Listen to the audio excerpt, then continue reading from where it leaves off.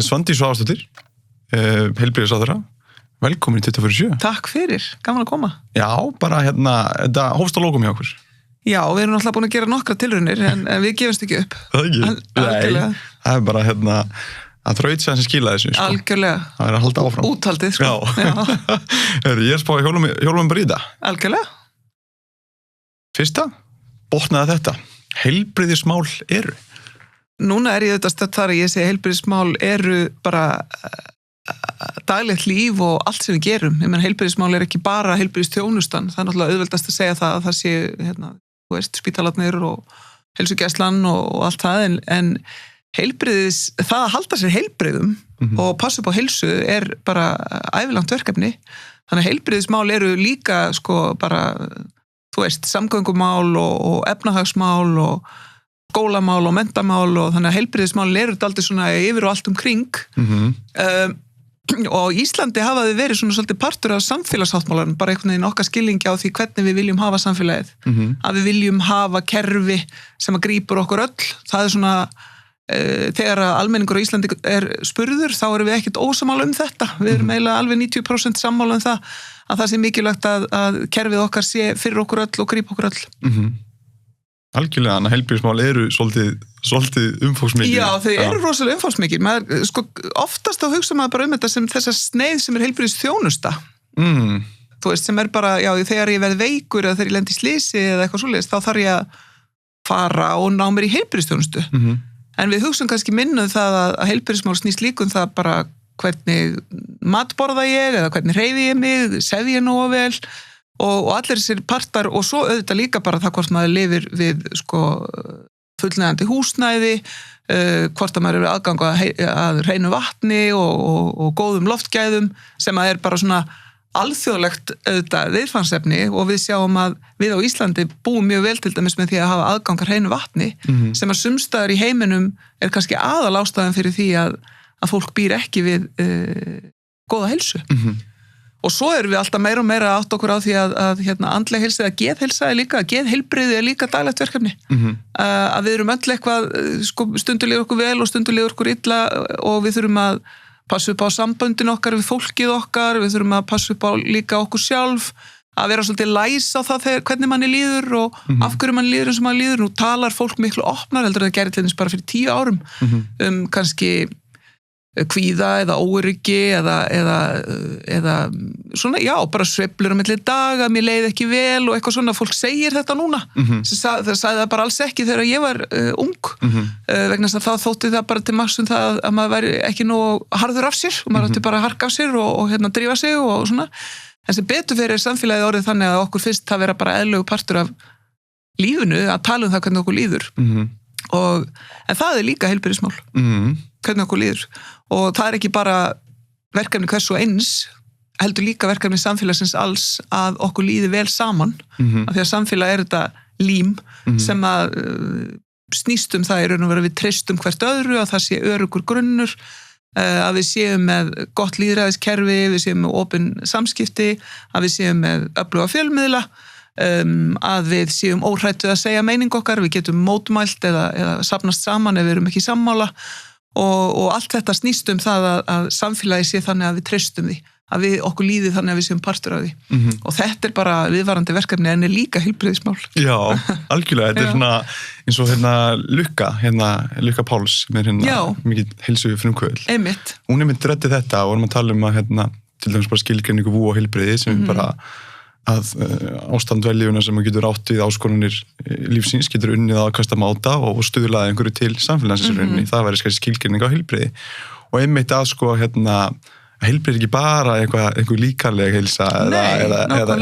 eitthvað sem grípið þú ert orðin veikur, það líka eins og hún nefndir andlegt, það sálfræðilegt og félagslegt og síðan spilar þetta náttúrulega allt saman líkamlega heilsa hefur ána andlega heilsa líkamlega allt þetta þetta er risastórt batteri sko. Það það og ég held að skipta ósvöldlega miklu máli að við lítum ekki á sko heilbrigðismál sem einhvern málaflokk, já nú skulum við tala um heilbrigðismál svo skulum við fara að tala um eitthvað annað vegna þess að sko heilbrigðt samfélag í raun og veru forsenda þess að við getum passað upp á okkar eigið heilbrigði eins og nokkuð sér kostur. Ég meina við erum farin núna erum við náttúrulega bara að hugsa um veiru en en nútíminn kallar á svo mikið af lífstílssjúkdómum, hvort sem að það sykursýki, blóðþrýstingur eða þú veist, það ýmis sko, hvað ég segja, ýmsir sjúkdómar sem að tengjast því hvernig lífið við lifum, þannig að við getum stundum haft áhrif á það hvernig heilbrigði okkar og heilsa þróast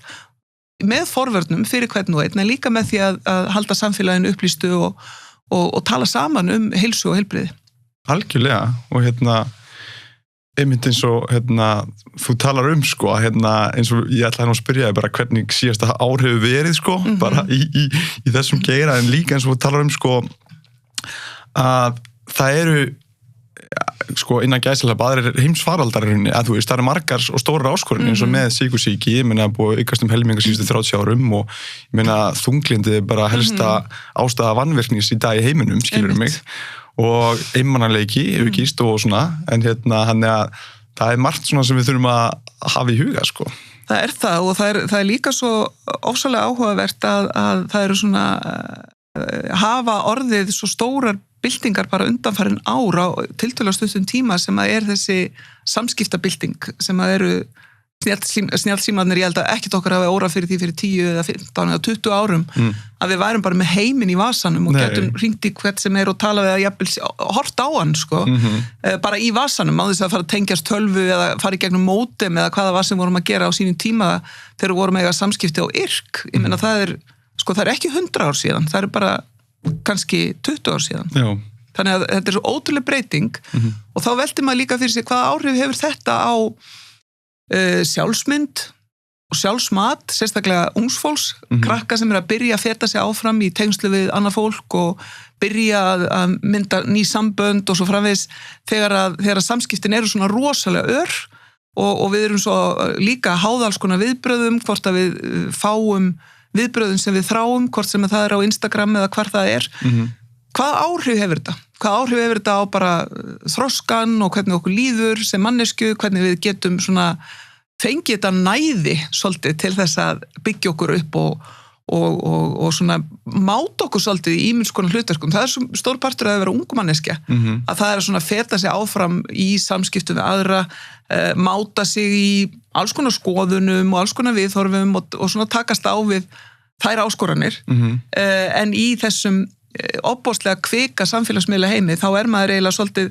lendir maður í því að maður hendir út einhverju sem ekki, hlýtur ekki náð fyrir augum umhverfisins, að þá getur maður lent í því að vera slegin bara mjög harkalega tilbaka. Þannig að þetta þetta svolítið annar heimur og maður velti fyrir sig, sko, að hvað miklu leyti hefur þetta áhrif líka bara á kvíða og óöryggi hjá ungu fólki. Að ég tala nú ekki svefn sem að líka bara svona stór og mikilvæg undirstaða. Svona almennt þegar við höfum talað lýðheilsu þá erum við að tala hreyfingu og mataræði og svona, en svefnin alltaf að klifra ofar og ofar á þennan mikilvægis lista. Vegna þess að það eiginlega alveg sama hvað við gerum allt hitt, ef við sofum ekki, að þá förum við að missa alls konar heilsu aðra, hvort sem ég meina, svefnleysi eykur kvíða, það eykur vægt þunglindi og fyrir utan það að bara öll heilsa undir. Þannig að fyrsta verkefni ef mann líður illa að passa upp á svefnin. Það alltaf þannig og þetta við að átta okkur betur og betur á og ef maður alltaf með síman uppi og að fá þá lýsingu af símanum í augun síðustu klukkutímana fyrir svefnin, að þá erum við líka að trufla gæðin á svefninum, af því að það snýst ekki bara lengdin á svefninum, heldur líka hversu góður hann hversu djúpur hann verður. Og þá veltum maður fyrir sig, sko, að því að við erum að sjá þegar við erum að bara gera rannsóknir eða úttektir, lýðheilsuvísa og svo framvegis, að ungt fólk sefur minna en það gerði, bara fyrir 10 árum. Og hvað áhrif hefur það? Þú veist, þetta allt saman hluti sem að við erum svolítið að, sko, þetta svona dökka hliðin á þessari byltingu sem náttúrulega fyrst og fremst stórkostlega, geta sótt allar upplýsingar 1, 2 og 3 á sambandi við alla og svo framvegis, þannig að ég held að við séum ekki ennþá alveg komin þangað að sjá hvernig, sko, hvert þetta leiðir þessar síðri hliðar á þessari byltingu. Nei, nákvæmlega, við kannski eftir að koma staði í hvaða áhrif þetta virkilega hefur og kannski þetta miklu meiri bylting heldur ekki grein fyrir, þetta bara, þú bara með, þú veist, líka bara úr með alltaf inni, þetta bara e-mailið, þetta getur bækuna, það getur gert svo margt inn í þessum sími, þetta ekki sími, þetta bara, hvað þetta? Þetta bara hvað, þú sem búið saman að bara öll tæki, neitt tæki, og ég velti fyrir mér þessum unga fólki, svo nefndi það, að hvenær byrjar sá heimur að vera bara raunverulega heimur fyrir þeim, út af því að ég held að eldra fólk sérstaklega, það veit að raunverulega heimurinn mannlegu tengsl, mannlega nánd en ég velti því fyrir mér út af því að hinn heimurinn náttúrulega bara samskiptamæli heimurinn og fyrir mér það ekki raunverulega heimurinn en ég velti því fyrir mér hvort að unga fólki sé haldi, hvort að það fara á það stað að það verður raunverulega heimurinn og hitt verður auka heimurinn Þetta rosalega áhugaverðar spurningar vegna þess að svo finnst manni líka stundum ungt fólk vera jafnvel meðvitaðra það til dæmis að það ekki að treysta öllum upplýsingum sem á netinu. Já. Og að sömuleyti fólk sem bara fætt inn í samfélagsmiðla veruleikann átta sig betur á takmörkunum hans. Já.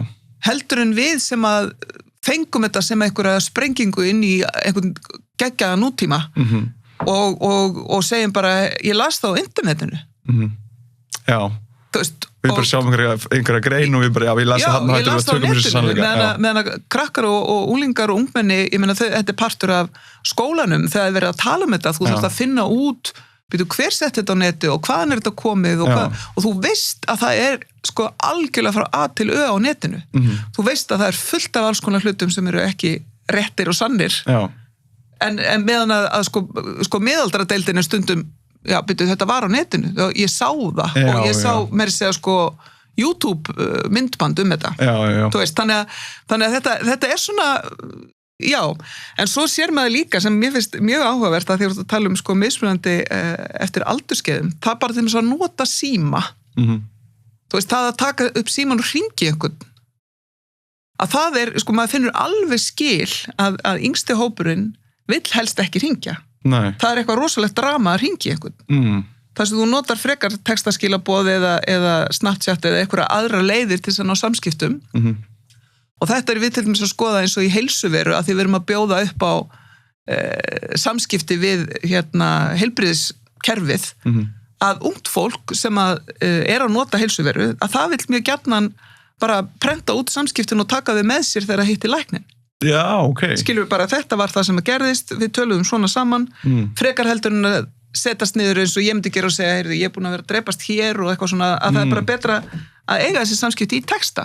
Að því að text svo stór partur af samskiptunum. Þetta svo mikil breyting. Og ungt fólk segir gjarnan, ég bara rosalega óþægilegt að tala í síma. Já. Mér finnst það mjög áhugavert. Já, ég held þetta sé líka bara áskorun með bara, sem komandi kynslóð, það bara samskipti bara skemmt í mannlega heiminum ég held að það veri að bara hafa augnsamband og það það. Út af því að ég las ekkert það kallast 4Cs eða 4Cs sem í rauninni lykilatriði fyrir komandi kynslóður að hafa á hreinu til þess að geta tækla lífið í framtíðinni. Það var critical thinking, gagnrýnin hugsun eins og þú talaðir það communication eða samskipti út af því að þú veist eins og þú talar að maður að skrifa skilabúin staðin fyrir að tala bara í mannlegum tengslum. Síðan var það collaboration, eða samvinna, að geta unnið saman og til að fástu áskorunir og svo framvegis og sköpunargáfa, eða creativity, sem einu svona lykil atriði til að hafa í huga og mér finnst það mér finnst það mjög áhugavert hvernig þróunin og hvernig við aðlegust öllum þessum tækninýjungum og það rosalega stór heimur. Þetta rosalega skýr flott hugsun finnst mér, þessi 4C, af því að þetta allt saman áskorun í nýjum heimi, öll þessi 4C, en það sem maður finnur það að ef að við látum menntunina fókusera eins mikið á sköpun og hægt að þá fólk betur búið undir mjög breytilegt samfélag. Já. Þú veist, að því við getum ekki bara eitthvað að lesa námsgreinarnar núna og treysti að heimurinn verði eins eftir 20 ár. Nei, nákvæmlega. Af því að núna við bara komin út úr því. Já. Þannig að besta menntunin snýst það að rækta opin huga, sköpun og nýsköpun, frumlegar nýjar hugmyndir og samvinnu, eins og þú segir. Og þá maður svolítið, ég var einmitt að hugsa það þegar ég var að búa með þetta þáttinn, og þú varst að velta því upp hvað mikilvægast og hverju skilaboðinu og eitthvað, það þetta með augnsambandi. Það svo mikilvægt að taka það ekki út úr samskiptunum. Sko vegna þess að sko þessi mennska sem undir staða alls að muna það að við erum öll á sama báti. Þegar öll á bátnu hvolft þá erum við bara manneskjur sem fæðumst og deyjum. Þannig það bara. Og svo gerist alls konar þarna á milli og við erum að finna út úr alls konar málum og við erum í pólitík og við erum í fjölmiðlum og við erum að læra hluti og allt. En þegar öll á bátnu hvolft þá lífið fyrst og fremst alveg ótrúlega magnað og það að taka þátt í því kannski bara það mikilvægast öllu.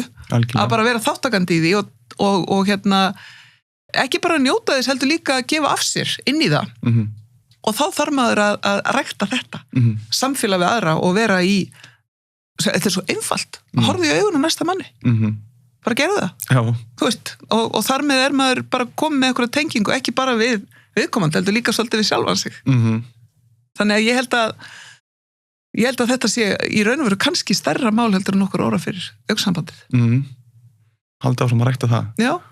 Og líka eins og þú talar með samskiptin sko að það hægt að taka svo mikið samhengi. Ég get sendt einhver skilaboð. Einmitt. Og þú veist, við nota vitlausn bróskalli og þú allt hinnu tekur einhvern skilning út af þessum skilaboðum heldur kannski að ég sé í fílutu þig eða einhver sé í fílutu þig eða en þú sérð, þú veist, augnsambandið, þú ert að hafa samskipti, þú sérð hvernig líkamstjáningin Akkurat, þú heyrir tónin líka. Já, heyrir tónin í röddinni.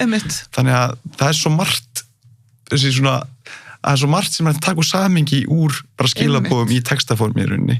Þannig að ég held að það sé krefandi. Mér langar að spyrja þig eitt í viðbót með eitt sem datt í hug. Hefðu mátt sko að því við erum búin að gera mjög vel í COVID. Mjög vel.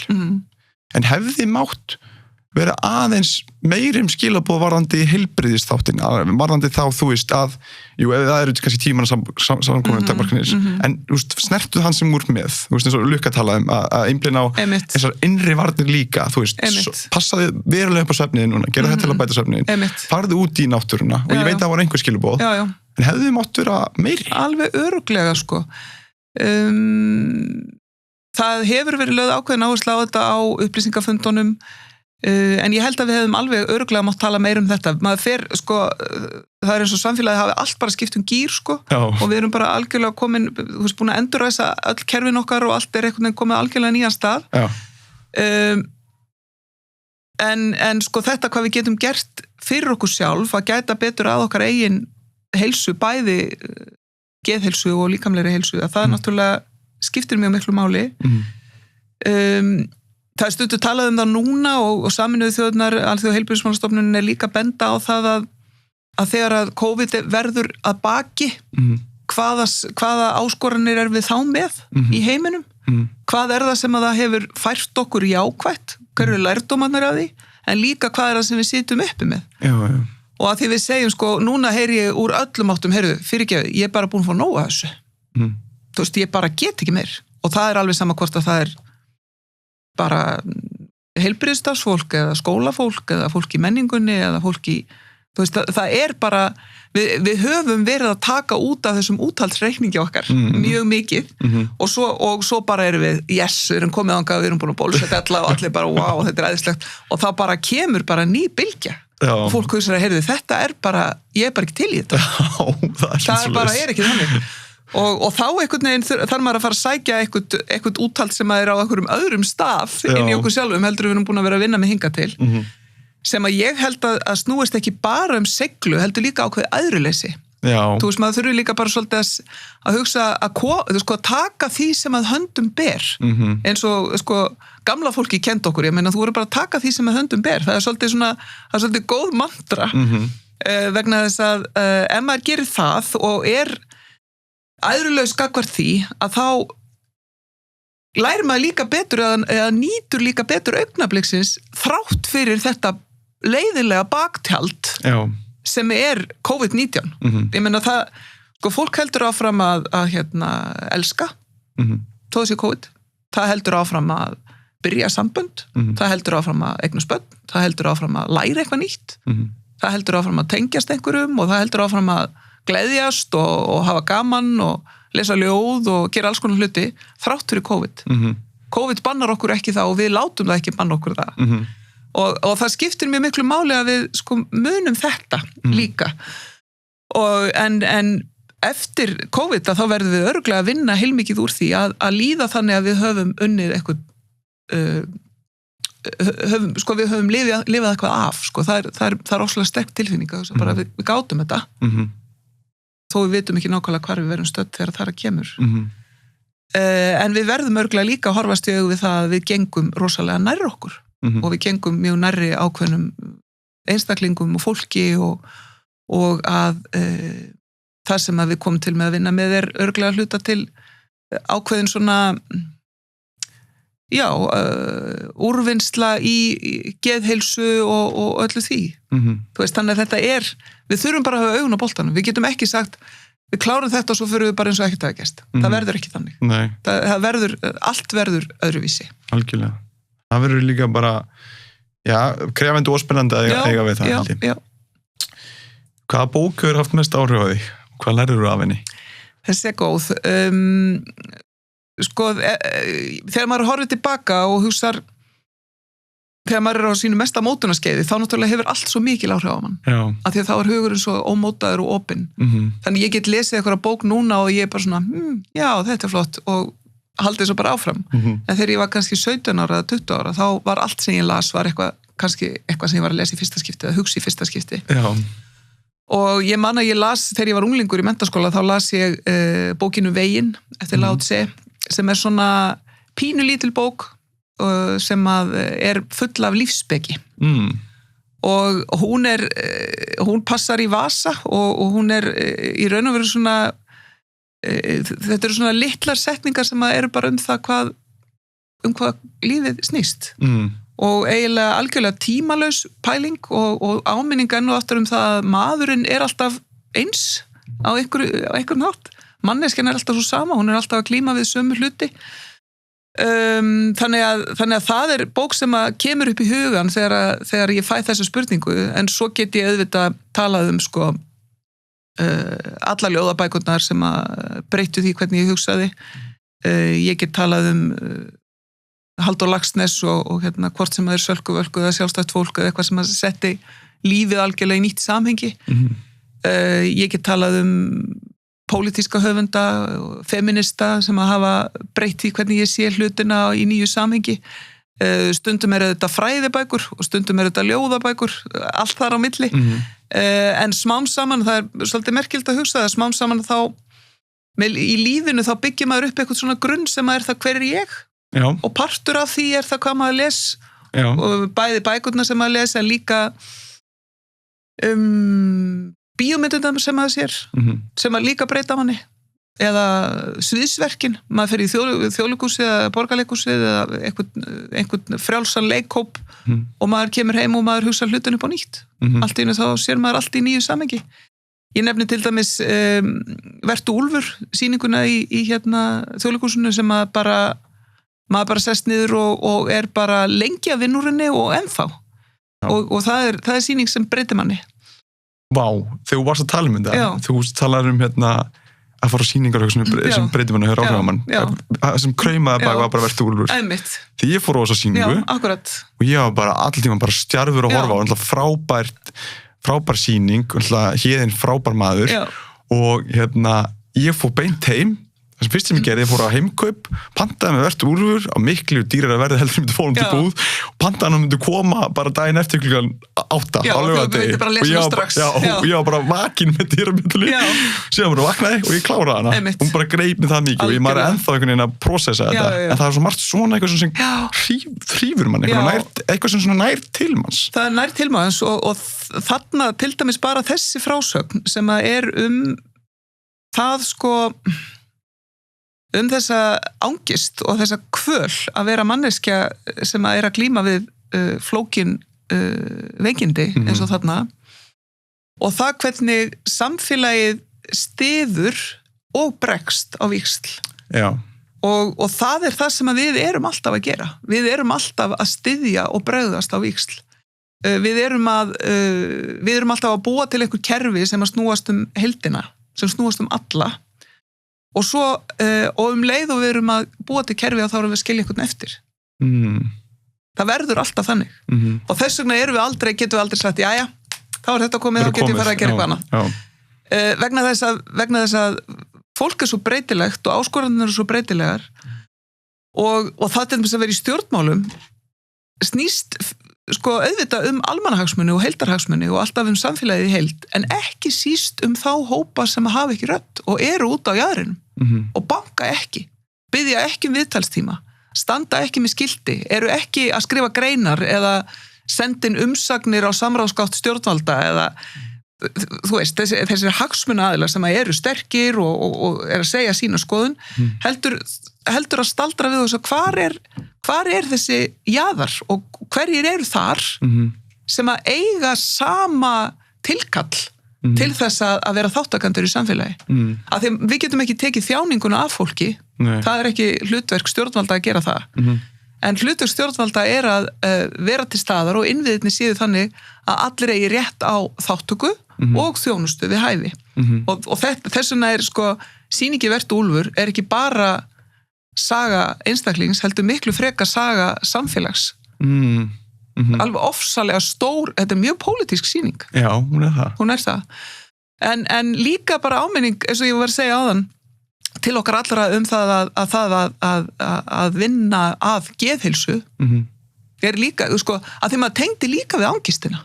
Maður gerir það, nefnilega. Þú veist, þó að maður sé ekki að glíma við klínískan geðsjúkdóm. Ég held það grípur mann líka. Ég held það líka, að því maður finnur að þegar öll eru á botni kvöld þá þetta samanlegt og þá eru við öll á sama báti. Og líka sá sem að berfættur og öskrandi út í rigningunni. Sko. Já. Þú veist, sem að bara, og ég menna þessar myndir, þær fara ekki úr haustum á manni. Nei, og einmitt með það sem mér aðstæðilega skilgreina æðruleysi, við tala æðruleysi áðan, eitthvað svona hlutum, og þá var það þegar hann talaði sko að leggjast bara í bátinn og taka áranar upp og bara leiða honum að fljóta. Já, og sjá hvað gerist. Já, þetta er alveg mögnu sýning, og bara mögnu bók. Alveg óbúslega. Nú fæ ég gæsa það aftur. Já. Ég er búin að fara á hann aftur, sko, hún að fara í gang núna held ég. Einmitt. En hvað helstu einu sinni að væri satt sem úr öðru máli í dag? Já, einmitt. Er eitthvað sem úr aflæra? Já. Kannski ekki svo mikið akkurat núna, en þegar ég sá þessa spurningu frá þér og vissi að þú ætlaðir að velta þessu upp, þá mér kannski minnistæðist sem svona augnablik þar sem ég fattaði eitthvað samhengi hlutana sem ég hafði haldið að vera annað, að það snýst þróun tungumálsins. Já. Vegna þess að ég sem ungmanniski var ég að læra málvísindi og íslenska málfræði í háskólanum og maður hafði, sko, ég var svona krakki sem var góð í stafsetningu eins og það hét, að vera góður í stafsetningu það gera ekki stafsetningarvillur og ágætt í stíl og beygingafræði og öllu þessu og þessi fullvissa það væri eitthvað rétt í því hvernig þú notar tungumálið og svo væri eitthvað rangt í því hvernig þú notar tungumálið þetta aflærið ég með því að fara í háskóla og læra það að tungumálið partur af mannlegu samfélagi og síbreytilegt. Það sem málvilla í dag verður svo málþróun þegar þú lítur tilbaka. Við tölum ekki eins og Íslendingar töluðu árið 1300 eða 1500 eða 1900 og einhver tíman hefur einhver á 15. öld sagt við einhvern ungling það nú ekki hægt að skilja það sem hún segir, sko. Já. Þú ert bara, þetta eru bara einhverjar slettur frá Noregi eða eitthvað, ég veit það ekki, skilur við. Og það að vita að tungumálið síbreytilegt og það alltaf partur af okkar tilveru og verður alltaf að spegla tilverun okkar. Það fannst mér vera eitthvað sem ég þurfti að læra algjörlega upp á nýtt og að það sem að var áður kallað þágufallssýki væri kannski til margs það að fallakerfið væri að styrkja sig. Að það fannst mér rosalega mikill lærdómur. Svo seinna þá fór ég að vinna og það var áður ég byrjaði í pólitíka því ég var 42 ára þegar ég fór í stjórnmál af því að sumir halda að ég hafi verið að endalaust en það ekki þannig að þá var ég að vinna á samskiptamiðstöð heyrnarlausra með fólki sem að talar táknmál og notar íslenskt táknmál sem sitt fyrsta mál og þá voru svo margir sem sögðu Pítu, akkur táknmál ekki alþjóðlegt? Akkur tala ekki bara allir sama táknmálið? Og þá vissi ég, að því ég hafði lært það í mínu háskólanámi, að þú getur ekki ákveðið ofanfrá hvernig tungumál fólk talar. Þú getur ekki búið til á einhverju skrifstofu, þetta tungumálið og gerðu þið svo vel að taliði það. Hvað ætlar að gera ef það gerist ekki, ef fólk talar það ekki? Já. Við getum auðvitað verið með málstefnu, við viljum halda samhenginu í íslenskunni við. Við viljum passa upp á þýðingar og við viljum vera með íslensku á miðlunum okkar og hafa það sem opinbert og öflugt tungumál, við viljum kenna á því og svo framvegis. En ef við gerum það ekki, þá getum við glatað því. Og við vitum það, við höfum séð tungumál, lítil tungumál sem tapast bara. En það ekki þar með sagt að við höfum að streitast á móti að þróist. Því að ef að krakkarnir okkar eru í þeirri stöðu að þeir fá bara eitthvað rauð strik í eitthvað stíl og þá hugsaði, heyrðu, þetta bara flókið, ég verð aldrei góð í þessu. Já. Í staðin fyrir að segja, heyrðu, leiktuðu með tungumálið, rímaðu, bullaðu, búðu til nýyrði, taktu slettur inn og settu íslenska beygingar á þær og leiktu þér að íslenskuna því að hún er bara stórkostlegu vettvangur til þess að leika sér. Að þá lifir málið. Og þegar við sjáum unga rappara, tónlistafólk sem að ríma og búa til nýyrði, bera íslenskuna fram með öðruvíseldur en verið gert áður, þá erum við ekki að segja hvert eiginlega málið að fara, heldur við að fagna því að það verið að taka málið okkar úr hillunni og búa til úr því eitthvað nýtt með því að móta það og móta það að því sem að ungt fólk vil segja í dag. Þannig að ég get kannski sagt að ég hafi haft áður íhaldsama afstöðu til tungumálsins og það hafi með menntun minni breyst yfir í það að ég átta mig á því að það er fyrst og fremst félagslegt tæki og það er mikilvægt að halda samhengi í því en við eigum ekki að vera með dómhörku rétt og rangt, heldur eigum við að hvetja ungt fólk til þess að nota það til þess að tjá sig, til þess að tala um drauma og vonir og vonbrigði og allt það sem að lífið er upp á að bjóða. Það sama gildir tákmálið sem er alltaf öðru sem mál en íslenska tákmálið sem er pínu lítið málsvæði. Það er kannski 300 mann sem talaði það sem sitt fyrsta mál. Það er samt mál sem að lítur sínum lögmálum og er einstakt. Það er ekki sama tákmálið og þau talaði í Danmörku eða Svíþjóð eða Bandaríkjunum. Sumt er líkt, bara eins og gerist og gengur með tungumál. En það er fyrst og fremst þannig að það þjónar samfélagi tákmálstalandi fólks á Íslandi. Og þetta var svona, held ég svona stærsta Svandís aflærir eitthvað sem hún hélt að vera rétt í mínu lífi. Já, meiri sköpunargáfa í tungumálinu bara og týndi líka, ég fekk Jóngnar einhvern tímann og hann talaði hann var ekki hrifinn af því ef maður gerir málvillu, það var svona alltaf bent á að grípi mann og svona, ættum frekar bara leifa fólki til þarna tjáur þig þótt þú gerir einhverja pínu villu eða eitthvað svo ef maður alltaf spá í, þú veist ég get ekki skrifað þetta því ég ger einhverja villur og eitthvað svona, að þá skrifur maður ekki og þá þróum maður ekki tungumáli því maður svo hræddur við að segja eitthvað villust eða skrifa eitthvað villust. Og við eigum kannski bara alls ekki að tala um villur. Ég held ekki, ég er alveg komin mótsvæði. Ég meina bara, þú veist að því það er svo óendanlega mikilvægt að krökkur líði ekki eins og þau séu einhvern veginn lokuð af með einhverjum rauðum penna. Þú veist, það sé einhver rauður penni sem segir villa, þá bara, þú segir, heyrðu, ég ætla bara að sleppa þessu. Já. Í staðinn að segja, heyrðu, þetta er geggjuð frásögn, haltu áfram. Nákvæmlega. Komdu með þetta. Já. Þú veist, þú ert að tjá þig á málinu. Krassa á blaði, Já, komdu. Já. Algjörlega, ég er alveg hrifinn af þeirri nálgun, Já. Hver er helsti vendipunktur sem þú hefur upplifað lífinu þessa? Ég held að vendipunktarnir í lífi manns snúast í raun og veru alltaf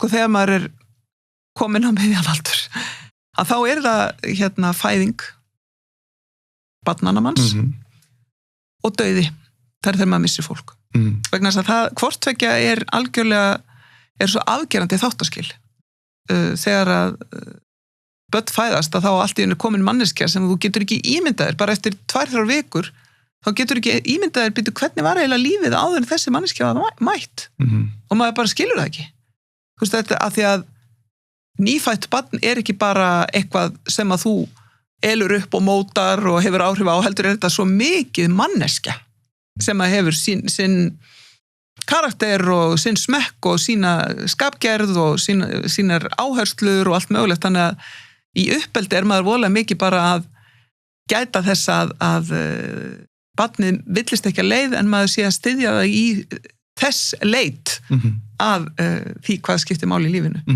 og þannig að fæðing barnanna minna, ég er svo heppin að ég á 4 börn og byrjaði að eiga börn þegar ég var 20 og 22 var ég komið 2 og svo eignaðist ég börn 32 og 36 ára þannig að ég á stóran hóp af barnabörnum líka, 5 barnabörn og í hvert skipti sem að barnið fæðist þá hafi byrjað nýr kafli.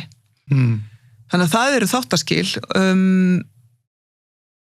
Ég held að, og svo er náttúrulega líka þáttaskil að missa foreldra sína.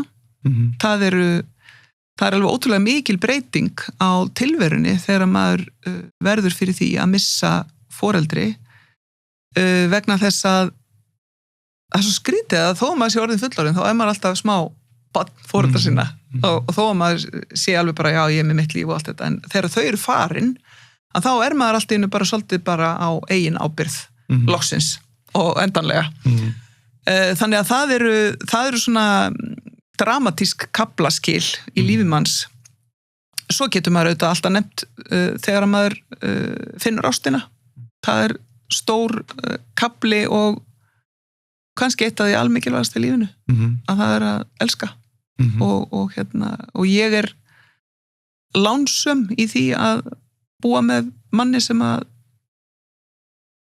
við höfum fundið ástina saman og þó að við séum búin að vera saman bráðum í 27-8 ára eitthvað leys og þá er það allt á sínu stað og það er það er svona eins og það er ekki rómantísk samlíking mér finnst það svolítið vera svona eins og rafgeimurinn á bílnum sko, þú getur alveg hlaðið endalaust á bensíni og gert allt mögulegt en ef rafgeimurinn er bílaður þá kemst ekki neitt þannig að ef að maður er ekki með góð svona grunntengsl við sitt nánasta fólk að þá kemst maður ekki neitt og alveg sama hvort að maður er heilbrigðisráðherra eða hvað maður er að gera að maður verður alltaf að passa upp á þetta þannig að þetta sem er svolítið hjartað í þessum tengslum augnsambandinu, það er augnsambandi við manns nánasta fólk við börnin sín, makan eða nánustu vini bara eftir því hvernig maður er í sín daglega lífi.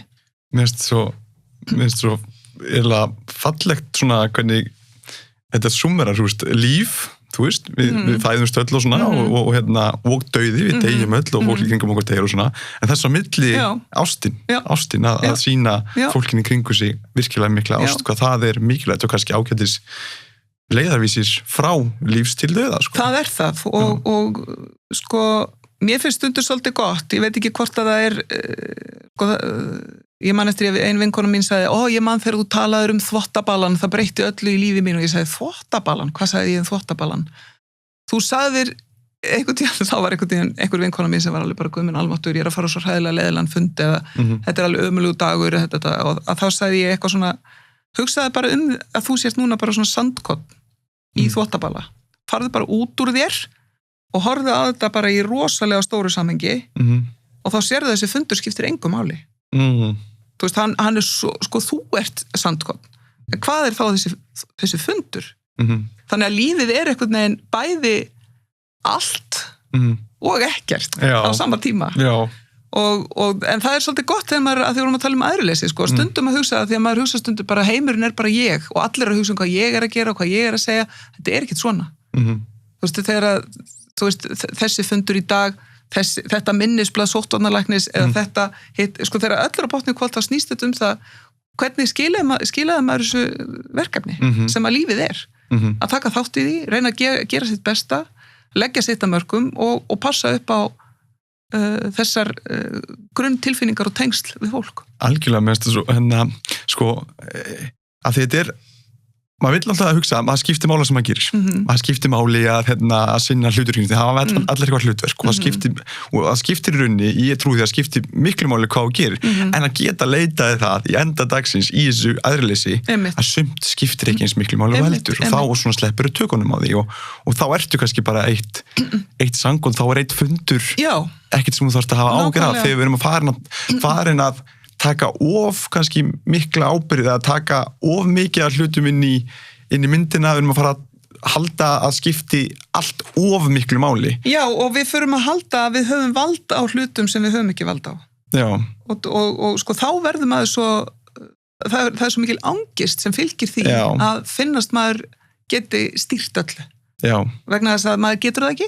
Nei. Og þá fyllist maður vanmáttarkennd í staðin fyrir að segja bara stundu þarf maður bara að leggjast í bátinn. Já. Þú veist. Sleppa tökunum og trúa og treysta. Sleppa tökunum. Já. en sko og hérna auðvitað alltaf að leggja sitt að mörkum og svona, en þetta mér finnst skipta máli sko að því ég talaði Lao Tse áðan, sko þessi svona ákveðin svona heimspekilega afstaða til lífsins, ég held að það skiptir rosalega miklu máli í því að fara í gegnum það vel og fallega, af því að það svo fullt af áskorunum og erfiðum hlutum líka og það að lenda í þjáningu og missi og sorg og svo framvegis líka partur af lífinu og maður verður að átta sig á því að það jafn mikilvægur partur af lífinu eins og birtan og hamingjan og það allt saman og allt kallast þetta á og það var svolítið það sem að Lao Tse var að skrifa og sem að heillaði mig þegar ég var 17 ára. Já. Þannig að þetta svona partur en hérna amma mín sagði við mig, ég mani eftir því, það svona eitthvað setning sem að hún sagði þegar ég var krakkið og ég sagði, ég kvíði svo fyrir á morgun eða þetta verður svo leiðilegt og eitthvað svona þá svona, ég hugsaði bara yfir það og ég hef oft hugsað þetta síðan hugsaði að ég að fara í endagaslatöku á þriðjudaginn hugsaði þá bara miðvikudaginn eða skilur, hugsaði yfir það sem að erfitt í staðan fyrir að hugsa bara, þessi þriðjudag verður hræðilegur, ég ætla bara að vera þar og það verður hræðilegt og þetta verður alveg hryllingur hugsaði það bara, á miðvikudaginn verður þetta búið hvað ætla ég að gera þá? Jú, ég verð kannski að taka hérna verkjalið, en mögulega en þá ég lausu þetta og þá þarf ekki einhver að kvíða fyrir því og eitthvað svona, að hugsa yfir það sem erfitt, það svolítið gott gefur mann maður hefur minni ágjör af hlutnum og gefur mann ákveðinu von bara já, og sér hlutina í réttu samengi í staðan fyrir að hugsa að bara þetta bara eitthvað svona svarthól sem ég að fara inn í og verð bara þar mjög góð punktur já. Þetta kannski, ég veit ekki hver uppáhaldstilvíðinu þín og af hverju ég veit ekki hvort það við höfum tapað inn á hana hvort það sé já, sko ég,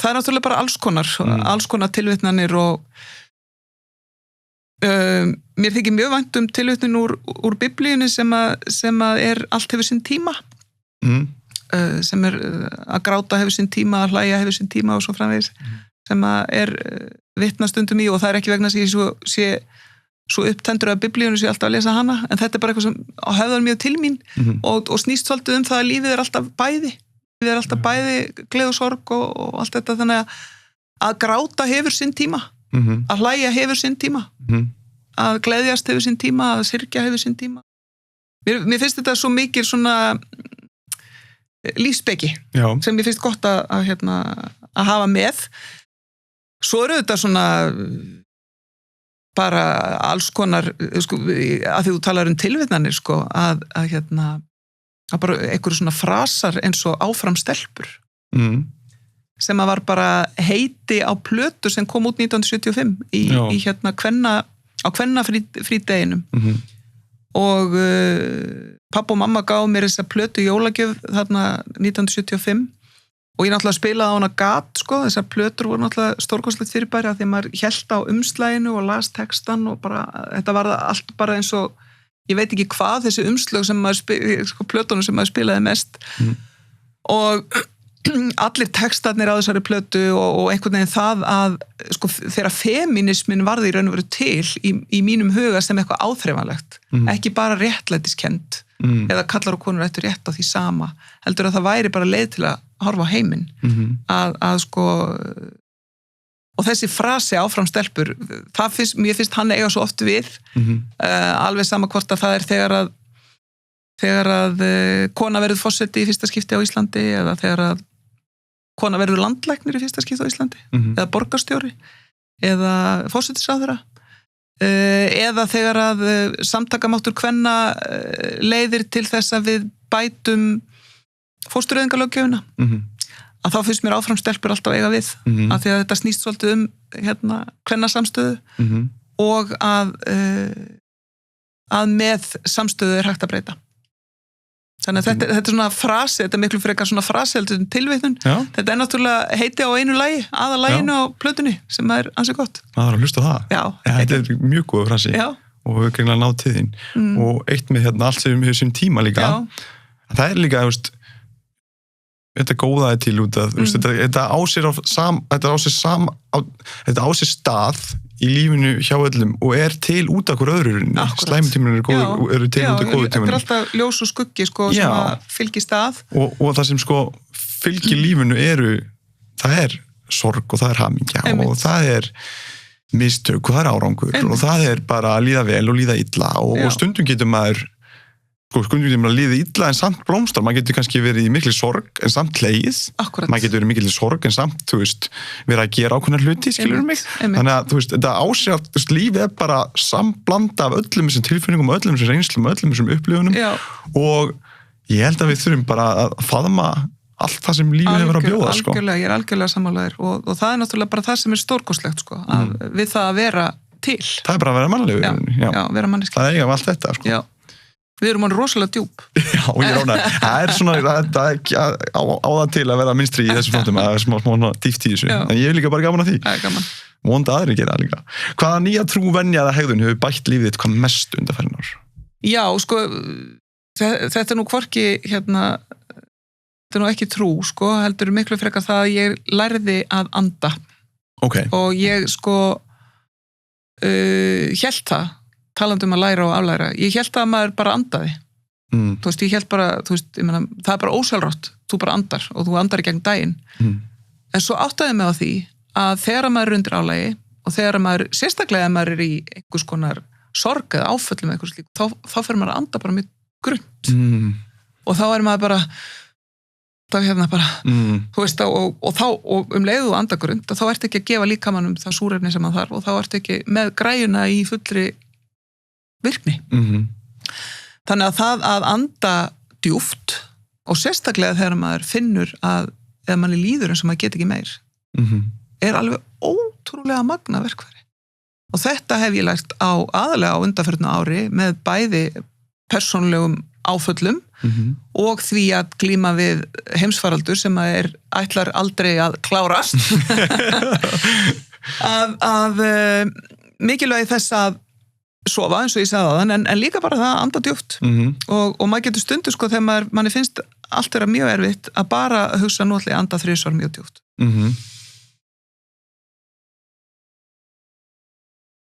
Og þú finnur að það gerist eitthvað gott. Já, og þetta hef ég lært og þetta einfaldasta og gagnlegasta ráðið sem að ég get gefið nokkur mannski. Og maður heyri þetta svona í þessum heilbrigðismálu núna að öndu verið skipta bara rosalega miklu máli og þetta auðvitað líka partur af alls konar gamalli speki og jógafræðum og allt mögulegt að byrja alltaf á því að anda og tengja sig við kjarnan í sjálfum sér.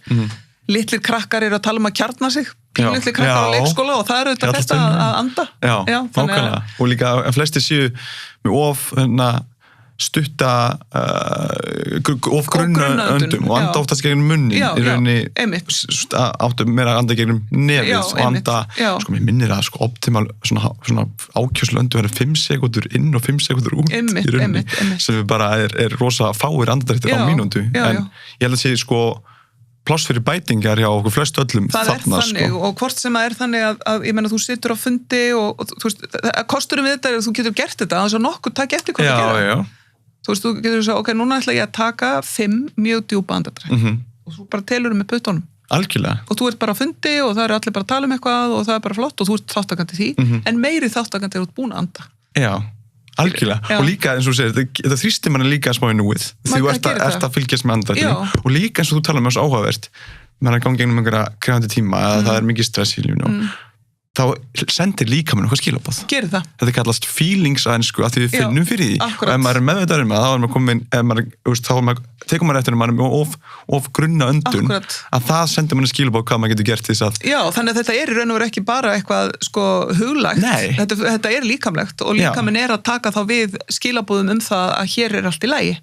Algjörlega. Já, nú allt í lagið og nú erum við að anda djúpt og þá hugsa líkaminn, og gamli heilin, þetta er bara allir góðum málum. Ótaf því að, við erum alveg átt okkur því að þegar við erum stressuð, þá kannski getum við hugsað eitthvað, sagt eitthvað, ég talaði svo marga sem saman hvað ég segi við mig, að þetta sé allt lægi og okkur svona, þá bara ég samt kvíðin, stressaður og svona, þá verðum við að hafa hans áhrif á kerfið, þá verðum við að anda eins, og þá einmitt. Þetta er bara bein áhrif á kerfið, það er nefnilega það sem svo stórkostlegt og mér fannst þetta svo merkilegt þegar ég áttaði mig á því að því ég hafði lesið þetta og svo bara, maður lesa alls konar svo bara beinlegist þegar ég hugsaði bara, ég ætla að taka þetta verkfæri og ég ætla bara að nota það að það bara breytti alveg ótrúlega miklu. Allir að anda dýbra í gegnum dýpra og fara meir inn í núið. Já. Ímyndaði þér að vera ekki hægt að dæma þig og geti svo að fara einnig skoðun sem gæti þið tukku sem óvinsæl. Já, sko, ég hugsaði þarna, þú veist, eins og þú segir, sko, þetta náttúrulega stórhættulegt fyrir stjórnmálamenn. Já, ég varaði við. Já, þannig að þeir bara verða, ég meina, Guðni, forseti talaði sko, ananasin á pítsuna og það var bara stórmál, bara alþjóðapólitískt mál og þannig að það sko, þetta mjög hættuleg spurning. Já. En þegar ég var búin að hugsa þetta og ég segi, sko, óvinsæl skoðun, sko ég held að sko að ef ég myndi segja til dæmis að sviðasulta væri besta snakkið sem þú getur boðið upp á ef þú ætlar virkilega að gera vel við þig þá held ég að vera ekkit opaslega margir sem myndu fylgja mér en það finnst mér í alvörunni ef ég er ein og fer í meilabúðina og það, ég ekki, sko, fólki mitt ekki með mér í mat og ég ætla virkilega að gera vel við mig, sko. Þá það sviðasulta. Það sviðasulta. Já, hún ekki. Og nú allir maður hún svo óvinsæl skoðun. Já. En þetta svona óvinsæl skoðun þegar við erum komið mjög nálægt kosningum. Já. Algjörlega, eðlilega. En ég sko eins og ég sagt stundum með þennan vettvang, sko, mér fagnar svo að fólk hafi hugrekki til að segja sína skoðun. Af því að fyrsta lagi þá kemur ykkur umræðum eitthvað málinni sem myndi ekki koma upp, myndi ekki segja þína skoðun. Algjörlega, það skiptir mjög miklu máli. Og kannski hefur maður vitleysa skoðun og þegar maður kemur með hana á framfæri þá kemur ykkur annar með aðra skoðun og kannski maður hugsa, ég hugsaði þetta ekki svona, þá breytum maður skoðun. Og það verður eitthvað til, eitthvað nýtt. Já, í rauninni, þetta allan svona vettvangur sem ég vil að skapist, svona að maður fái búblu sem ekkert mikil búbla samt í rauninni. Síðast spurningin. Ef þú mættir einungis koma að einu skilabóði á framfæri út lífi til annarra einslinga, hver væri svo skilabóð? Þau skilabóð væru að muna að horfast í augu. Vegna þess að það hjálpar okkur að muna að við erum öll á sama báti. Það eiginlega það sem að mér finnst kjarna það að og ég held að sko ef maður passar upp á að horfast í augu og horfa á fólkið sitt, líka horfa í augun á börnunum sínum er óbúslega mikilvægt horfa í augun á öllum sem maður hittir það vegna þess að það stillir mann svo vel inn á mikilvægi þess að berjast fyrir jöfnuði við vorum að tala um áðan skiljangan eftir að sé einhvern veginn á jaðrinum heldur að samfélagi sé í alvörunni fyrir alla. Og þegar maður horfir í augun á manneskju sem er á einhverjum allt öðrum staðum maður sjálfur, að þá finnum maður sko þessa sameiginlegu mennsku og hjálpar manni að skilja það að megninu til erum við í því sama og það sem hallar á er eitthvað sem á að leiðrétta. Þannig að þetta er svona já, ég myndi segja það að þetta væru mín skilabóð til annara ef ég hefði bara eitt þá myndi ég segja Þannig að þegar við horfum í augun okkur öðru þá kannski gleymum við að við erum eitthvað aðskilin út frá okkar eigin hugmyndum og okkur svoleiðis og þá erum við bara sama manneskjan og þá kemur kannski meiri samkennd það er einhver skilning, einhver samkennd og einhver í raun og veru trúna og skilningin á mikilvægi þess að það sé jöfnuður og réttlæti í samfélaginu Ég ætla ekki þetta með mig, ég ætla að fara og stara inn í ég gera það reyndar bara kom það inn